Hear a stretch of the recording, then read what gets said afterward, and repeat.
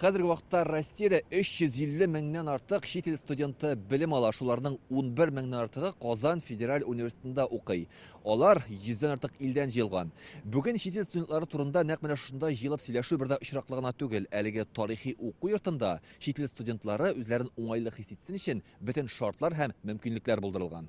Чит илдән килгән студентлар өчен белем алу чыннан да энә белән кое казуга тиң ди монда җыелган белгечләр. Казанда узучы Азия илләре мөселманнары берлегенең генераль ассамблеясы утырышында әйтүләренчә, хокуклар бозылмаска тиеш. Те права, которые сегодня оформлены. Дәүләт тарафыннан расланган хокукый норматив актлар законнарның бернинди хилафлыкларсыз үтәлүе шарт. Чит илдән килгән студентларның хокуклары якланырга тиеш. Татарстанда 21 меңнән артык чит ил студенты белем ала. 5 ел эчендә аларның саны 3 тапкырга арткан. Җыелышта әйтүләренчә, республикага килгән чит ил яшьләре өчен тиешле ярдәм чаралары каралган. Мисал өчен, коронавирус пандемиясе вакытында аларга бушлай вакцина ясала. Россиядәге чит ил гражданнарының хокуклары турындагы канунга да үзгәрешләр кертелде. Потому что когда был визовый режим, Хәзер Россиягә килү гадиләштерелде, виза режимы булганда студентлар яшәү хокукын бирә торган документ алырга өлгерми иде. Шуңа тиешле карар кабул ителде. Хәзер аларга тагын өстәмә рәвештә 80 көн вакыт бирелә. их РВПО действует еще плюс 80 дней. Чит илдән килгән һәр студентның тору урынына медицина ярдәменә хокукы бар. Бу юнәлештә камилләштерәсе эшләр шактый әлди белгечләр. Татьяна Москалькова әйтүенчә, Россиядә чит ил студентлары өчен тулай торак булмаган очракта арендага алынган бүлмә бәясен компенсацияләү мәсьәләсе каралырга мөмкин.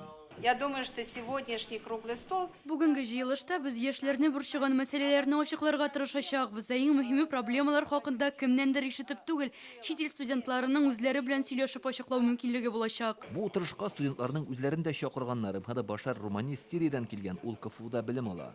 Ул киләчәктә кеше хокукларын яклау өчен юристлыкка укый. Бөтен дөньяда яшәүче милләттәшләремә ярдәм итәчәкмен ди. Я не могу сказать, что у всех плохие отношения, но есть. Чит ил студентларына мөнәсәбәт начар дип әйтә алмыйм, төрле очраклар була. Тик хәзергә Сирия яшьләренә Россиядә яшәп монда белем алу күпкә яхшырак. Хокуклар белән бер рәттән таләпләр дә булырга тиеш ди җыелышта катнашучылар. Шуларның беренчесе Россиягә укырга керүче яшьләрнең рус телен белүләре шарт. Чөнки ел саен Татарстан югары уку йортларына кергән чит ил студентлары вуз программасын үзләштерә алмыйча кире кайтып китә. Ежегодно по различным причинам из вузов республики отчисляется от 1500 до 2000 иностранных студентов. Телне белмәү нәтиҗәсендә чит ил студентларының уку буенча бурычлары җыела, вакытында имтиханнарны тапшыра алмыйлар һәм әлбәттә андыйлар югары уку йортыннан төшеп кала. Мондый хәлгә барып җитмәс өчен чит ил студентларының рус теле буенча белемнәрен камилләштерергә тәкъдим иттеләр.